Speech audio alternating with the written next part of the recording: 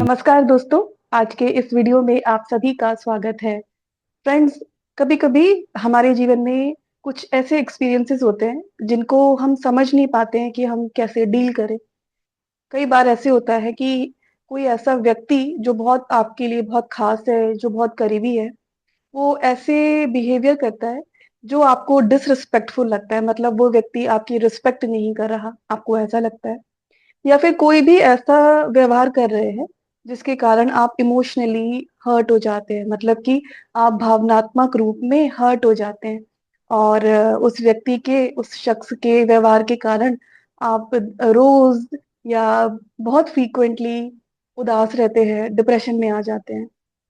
तो प्रश्न ये उठता है कि अब कोई ऐसा व्यक्ति अगर जीवन में है, अब वो उस व्यक्ति को आप प्रेम भी करते हैं, वो आपके बहुत करीब भी है, लेकिन उनका व्यवहार जो है वो आपको हर्ट कर रहा है। तो अब ऐसे में क्या करें? तो फ्रेंड्स, आज के इस वीडियो में मैं जो मेरी समझ है उसके अनुसार मैं आपको समझाना चाहूंगी, कोशिश करूंगी कि कैसे डील करें ऐसी डिफिकल्ट पर्सनालिटीज से। कई बार ऐसे लोग देखे हैं मैंने, जैसे अगर स्पाउस भी है, कई बार कुछ स्पाउस ऐसे होते हैं जो रिस्पेक्ट नहीं करते हैं अपनी वाइफ की या हस्बैंड की। ऐसी रिलेशनशिप्स में तो बहुत प्रॉब्लम आती है, क्योंकि आपको उस व्यक्ति के साथ रहना भी है, आप उसको छोड़ेंगे भी नहीं, और वो व्यक्ति आपकी रिस्पेक्ट भी नहीं कर रहा है। Such a difficult state to be in. रोज आप ये महसूस कर रहे हैं। कई बार ऐसे भी होता है कि जो पेरेंट्स हैं, तो जो बच्चे हैं वो उनकी रिस्पेक्ट नहीं कर रहे हैं। कई बार हमारे बहुत करीबी रिश्तेदार, फ्रेंड्स, कॉलीग्स, कोई भी हो सकते हैं, ये सिचुएशन आ जाती है। तो बेसिकली करना क्या है? तो फ्रेंड्स, किसी भी सिचुएशन को समझने के लिए ना बहुत सारे स्तर हैं, बहुत लेवल्स हैं। हर एक लेवल की सच्चाई कंप्लीटली 100% ट्रू है, बट ये हमारे ऊपर डिपेंड करता है कि हम किस स्तर पे अपने जीवन में ऑपरेट करना चाहते हैं, और हम उसी के अनुसार सॉल्यूशन ढूंढते हैं। तो मैं आपको सबसे पहले जो हाईएस्ट लेवल है समझने का जीवन को, उससे समझाऊंगी। फिर एक जो हम ह्यूमन बीइंग हैं, जो हमारे अंदर इमोशंस हैं, डिफरेंट डिफरेंट टेंडेंसीज हैं, उस लेवल पे आके हम कैसे समझें कि हमारे साथ क्या हो रहा है और हम उसके लिए सोल्यूशन क्या ढूंढें। सो फ्रेंड, जो हमारी जो स्क्रिप्चर्स है, अगर आप गीता भी पढ़ेंगे, है ना, तो या हमारे गुरुओं की बात सुनोगे, या आप भारत में तो ये चीज निहित है ना, कि हमारे जीवन में जो हमें प्राप्त होता है वो हमें हमारे कर्मों के फल के रूप में प्राप्त होता है। हमने सबने सुना है। मतलब क्या हुआ? जिसको हम प्रारब्ध बोलते हैं, प्रारब्ध कर्मा। प्रारब्ध कर्मा क्या? कि ऐसा गतिविधियां, ऐसी गतिविधियां जीवन में जो होंगी, अच्छी या बुरी, जिसके लिए आप कुछ कर नहीं सकते। अगर आपके जीवन में अच्छा लाइफ पार्टनर आना है, आपके जीवन में बहुत अच्छे बच्चे आने हैं, संतति आनी है, तो आप उसके लिए कुछ कर सकते हैं क्या? आप सिर्फ जीवन में अपने कार्य करेंगे, और जब समय आएगा तो आप खुद देखेंगे कि आपके बच्चों के संस्कार कितने अच्छे हैं। उसका उल्टा भी हो सकता है। कई बार हम ये सोच सकते हैं कि भाई, कोई भी सोच सकते हैं कि जब मेरी शादी होगी तो मेरा स्पाउस ऐसा होगा, वैसा होगा। बट हो सकता है कि प्रारब्ध में कुछ और है, आपकी जो एक्सपेक्टेशंस थी वो बिल्कुल ऑपोजिट हो। आपका जो बच्चा है, आपने सोचा कि मेरा बच्चा ये करेगा, वो करेगा, लेकिन जो उसके निहित, जो उसके कर्म बंधन है, जो कर्म फल है, जो उसकी निहित अपनी वृत्तियां विकार है, हो सकता है उसके कारण वो वैसे कर्म ना करे जैसे आप सोच रहे थे। इसको हम प्रारब्ध बोलते हैं। तो फ्रेंड्स, किसी भी सिचुएशन को समझने के लिए ना पहले ये लेवल समझना बहुत जरूरी है। नहीं तो हम इधर उधर भटकते रहेंगे, दूसरों को ब्लेम करते रहेंगे, या फिर हम खुद विक्टिम फील करते रहेंगे, लेकिन हमारे जीवन में ना कोई सोल्यूशन नहीं निकलेगा। तो मोस्ट ऑफ अस, हम लोग क्या करते हैं, हम बस इस लेवल पे ही घूमते रहते हैं कि सामने वाले को ऐसा नहीं करना चाहिए, मैंने पता नहीं क्या कर्म किए हैं कि मुझे ऐसा देखने को मिल रहा है, या फिर मैं तो अपने सारे कर्म अच्छे ही करती आई हूँ, तब भी सामने वाला मेरे साथ ऐसे कर रहा है। हम इस कंप्लेंट मोड में रहते हैं। इस कंप्लेंट मोड से हमें हटने के लिए कर्म की फिलॉसफी, प्रारब्ध की फिलॉसफी को स्वीकार करना पड़ेगा। क्योंकि हम लोग भारत में पैदा हुए हैं और भारत में हम हमेशा मानते हैं पूर्व जन्म होता है और कर्मों की गति होती है। जैसे कर्म करे उसका फल मिलता है। ये हम सब बोलते हैं वी रीप व्हाट वी सो, जैसा बोओगे वैसा पाओगे। तो इसका मतलब ये तो मानना पड़ेगा कि मेरे जीवन में जो व्यक्ति आ रहे हैं, जो लोग आ रहे हैं, वो इसलिए आ रहे हैं क्योंकि उनका और मेरा पूर्व जन्म का संबंध जुड़ा हुआ है। और इस जन्म में हम अपना कर्म बैलेंस करने आ रहे हैं, तो इसलिए वो व्यक्ति आ गया। अब ये सुनना तो आसान है, लेकिन जो इंसान गो थ्रू कर रहा होता है, डिफिकल्टीज में होता है, उसके लिए तो ये बहुत मुश्किल है ना। ठीक है, हमने मान भी लिया, ठीक है, कि जो भी सामने वाला व्यक्ति है जो मेरे साथ गलत व्यवहार कर रहा है, वो इसलिए कर रहा है क्योंकि ये मेरा पूर्व जन्म का संबंध है, इसके साथ वो अपना कर्मा बैलेंस कर रहा है। बट ये थॉट आपको सुख तो नहीं दे रहा, दुख ही दे रहा है ना। तो बट मैंने क्यों बोला इस थॉट को पहले समझने के लिए, क्योंकि इससे आपको ये समझ में आ जाए कि आपके जीवन में जो कुछ भी घटित होता है, जो भी लोग आते हैं, वो इसलिए आते हैं क्योंकि उनके साथ आपका कर्म बंधन है। हम जब ये समझ लेते हैं तो हमको ये भी समझ आ जाता है, मेरे जीवन के एक्सपीरियंस की जिम्मेदारी मेरी है। मैंने पूर्व जन्मों में जैसा जिसके साथ किया, इस जन्म में वो आके अपना बदला ले रहा है मुझसे। तो कम से कम हम जब इस चीज की जिम्मेदारी लेते हैं ना फ्रेंड, तो हमारे अंदर से ना विक्टिमहुड खत्म होता है। हम हमेशा कंप्लेंट मोड में नहीं रहते, हम एटलीस्ट रिस्पॉन्सिबल हो जाते हैं कि एटलीस्ट इस जीवन में मैं कोई ऐसा कर्म नहीं करूंगी जिससे आने वाले जन्मों में मुझे फिर से ये सब भुगतना पड़े। तो फ्रेंड्स, ये फिलॉसफी प्रारब्ध को समझना, कर्म बंधन को समझना बहुत इंपॉर्टेंट है, जिससे कि आप एटलीस्ट इस पूरे जीवन में कंप्लेंट करते करते ये जीवन वेस्ट ना करें। आप जिम्मेदारी ले कि जैसे कर्म मैंने किए हैं उसके अनुसार मुझे लोग और परिस्थितियां इस जीवन में मिली हैं, और अगर मुझे वो परिस्थितियां और वो लोग अच्छे नहीं लग रहे हैं या डिफिकल्टीज पैदा कर रहे हैं, तो इस जन्म में मुझे ये अच्छे कर्म करने हैं जिससे मैं अपने आगे के कर्म सुधार लूं। तो फ्रेंड्स, क्यों? क्योंकि जब तक हम रिस्पॉन्सिबिलिटी नहीं लेते हैं, तब तक हम सिर्फ और सिर्फ दूसरों को ब्लेम करते रहते हैं। हमको इस चीज की रिस्पॉन्सिबिलिटी लेनी पड़ेगी कि जो सभी मेरा जीवन है, उसका जो पूरा दारोमदार है वो मेरे ऊपर है। I am the creator of my experiences of life. मैंने ही इस जीवन के एक्सपीरियंसेस को बनाया है। आप इतना भी करके देखोगे ना, आप देखना आपके मन में बड़ी शांति आ जाएगी। आपको समझ में आ जाएगा कि जो भी ये ब्रह्मांड में जो भी गतिविधियां चलती हैं, जो हमारा कर्म बंधन है, जिसके कारण अलग अलग परिस्थितियां और लोग आते हैं, वो तो चलता ही रहता है।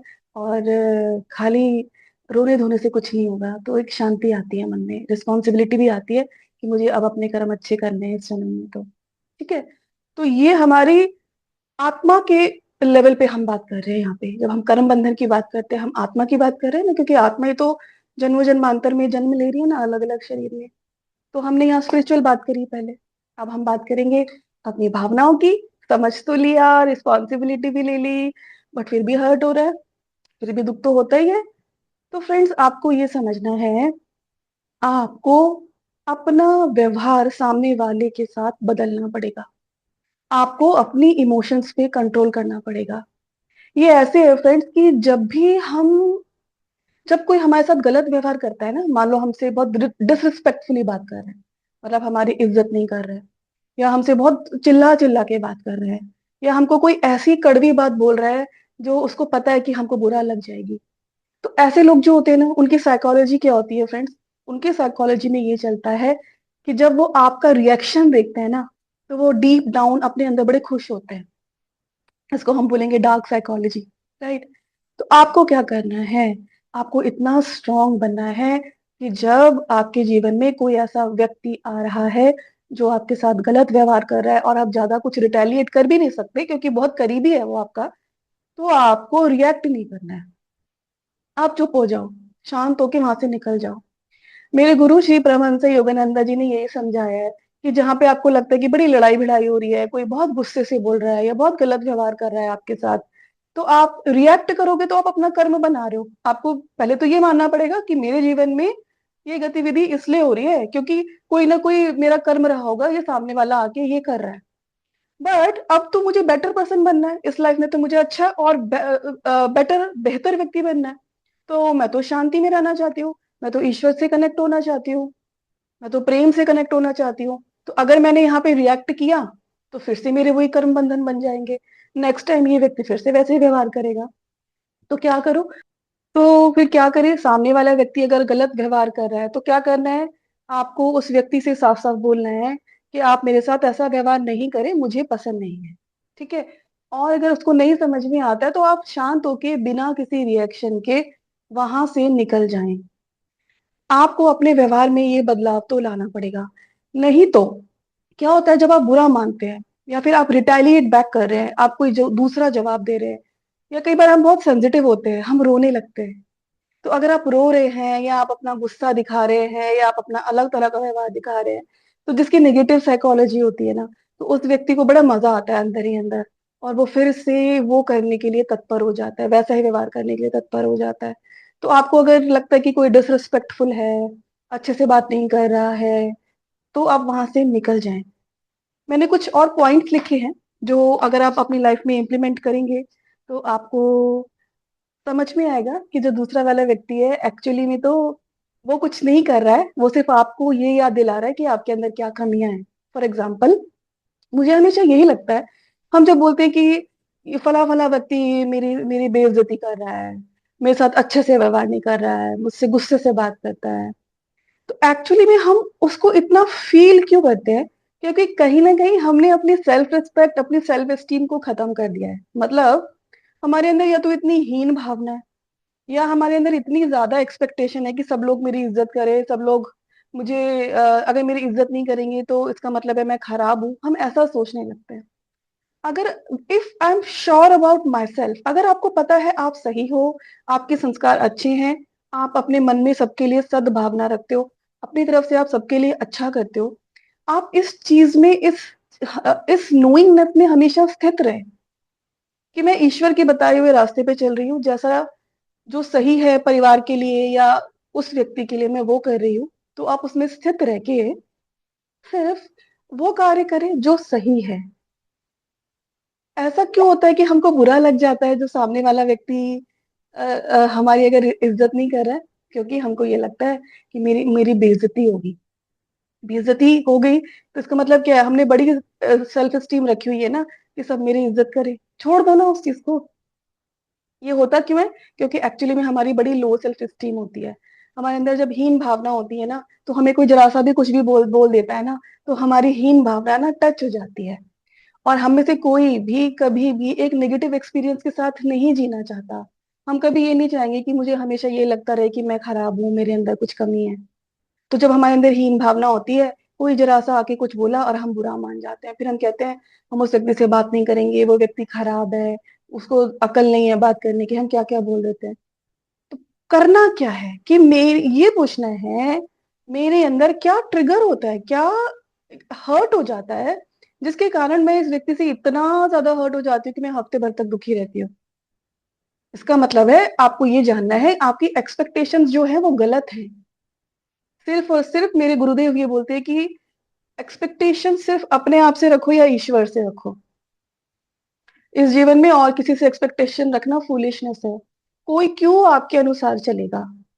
कोई क्यों आपकी बात मानेगा? क्या हम अपने हमारा अपने जीवन पे इतना कंट्रोल है कि हम अपनी लाइफ कंप्लीटली बिल्कुल जो ईश्वर के बताया हुआ रास्ता है उस पे चल रहे हैं? जब हम ही अपने व्यवहार को कंट्रोल नहीं कर सकते तो हम दूसरों को क्यों बोले?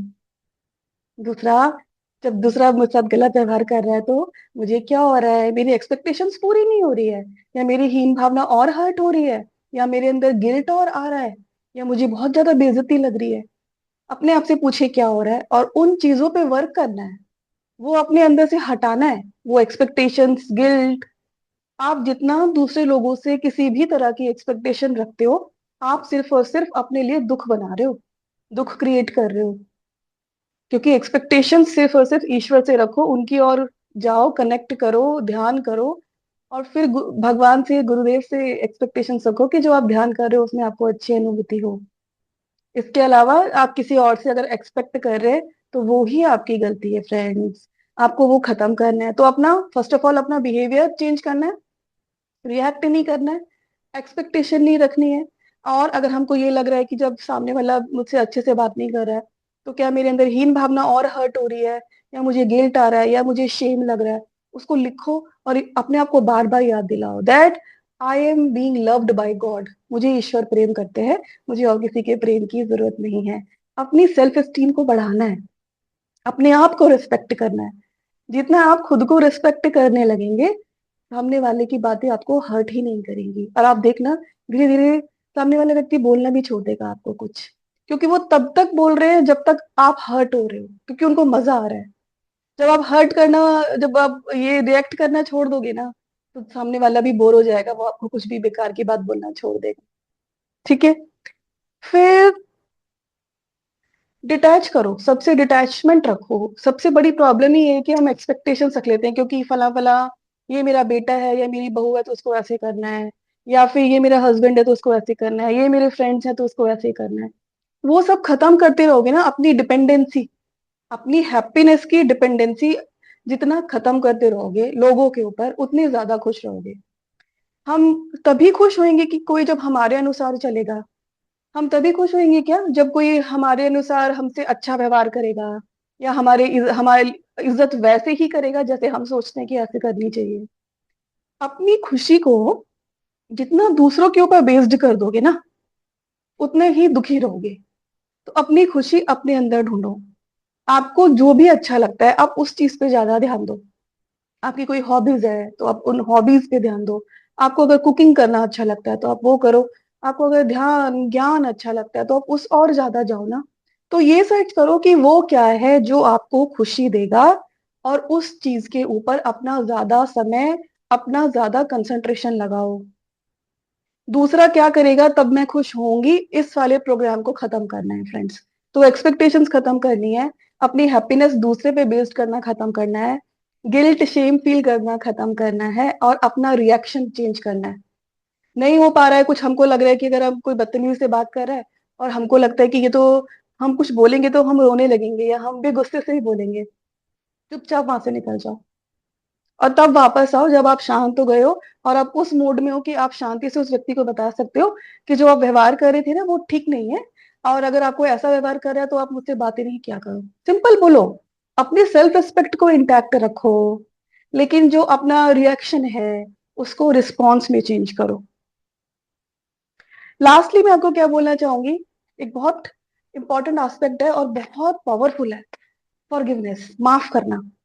अगर आपके पास समय होता है तो आप ध्यान किया करो, और आप ना, एक तो सबसे पहले जो व्यक्ति आके आपको परेशान कर रहा है उससे माफी मांगो कि भाई मैंने पूर्व जन्म में तुम्हारे साथ कुछ गलत कर्म किए होंगे, इसलिए तुम मुझसे इतना परेशान हो, तुम मुझे इतना बिल्कुल पसंद नहीं कर रहे हो, तो आई एम सॉरी।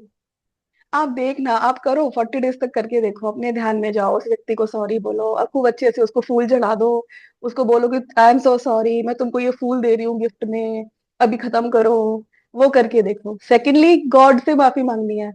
कोई भी पूर्व जन्म में कोई भी गलत कर्म हो गए जिसके कारण आज मैं दुखी हो रही हूँ, God please forgive me for that friends. और आपको दूसरे को भी फॉरगिव करना है। जिस इस व्यक्ति से अगर आप जिससे हर्ट हो रहे हैं, तो फॉर श्योर आपको वो व्यक्ति बुरा लग रहा है ना, और आप कहते हो कि मैं कभी माफ नहीं करूंगी उसको, ये मेरे साथ ऐसा व्यवहार कर रहा है। आप उसको भी माफ करो। तो माफी भी मांगनी है और माफ भी करना है, ईश्वर से भी माफी मांगनी है। फ्रेंड्स, ये माफी मांगने का जो कंसेप्ट है बहुत स्ट्रांग है, क्योंकि जब हम माफी मांगते हैं ना, हम एक्चुअली में अपने आप को कर्म बंधन से छुटा रहे हैं। क्योंकि जब तक हम माफी नहीं मांगते हैं ना, तब तक हम कर्म बंधन में बंधे हैं। क्योंकि मान लो अगर किसी को मैं माफ नहीं कर रही हूँ, तो मतलब अभी मैं उससे उसके साथ नफरत से जुड़ी हुई हूँ, गुस्से से जुड़ी हुई हूँ। मेरा गुस्सा उसकी तरफ जा रहा है, मेरी नफरत उसकी तरफ जा रही है। तो ब्रह्मांड में एक एनर्जी क्रिएट हो रखी है जो उसके साथ मेरा कर्म बंधन बनाए हुए है, और वो अगले जन्म में फिर आ जाएगा मेरे साथ वो व्यक्ति।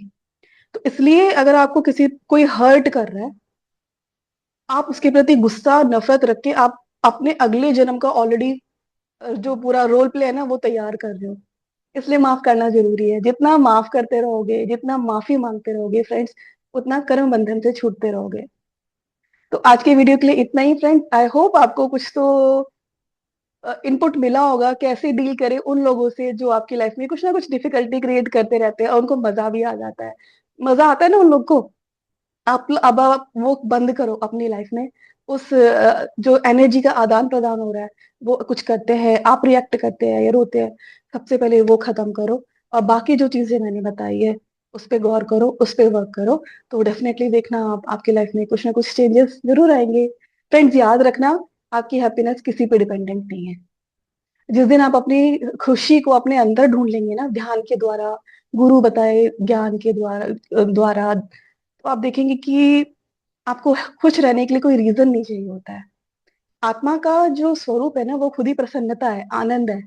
उस और जाओ, उस और कंसंट्रेट करो। तो बाकी ये जो छोटी मोटी चीजें लाइफ में होती रहती है ना, वो आपको इतना डिस्टर्ब ही नहीं करेंगी। आज के वीडियो के लिए इतना ही friends. Thank you so much for watching this video.